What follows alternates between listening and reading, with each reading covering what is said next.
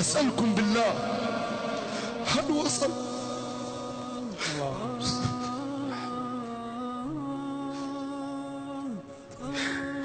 وصل الشوق في قلوبنا لرؤية الرسول صلى الله عليه وسلم في الجنة؟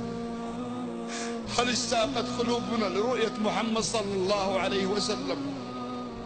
هل نحن ممن يعمل ليلا ونهار من أجل أن يكون مع محمد صلى الله عليه وسلم في الجنة؟ محمد صلى الله عليه وسلم يقول: أولى الناس بي يوم القيامة أكثرهم صلاة علي. من يوم غربت شمس هذا اليوم لنا 3 و4 ساعات، كم مرة صلينا على محمد صلى الله عليه وسلم؟ كيف حالنا مع سنة الرسول؟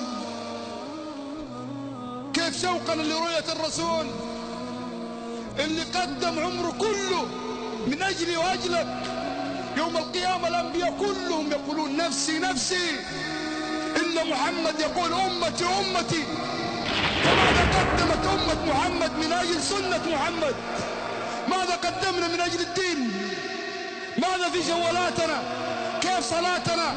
كيف علاقتنا مع والدينا؟ كيف أبصارنا أسماعنا؟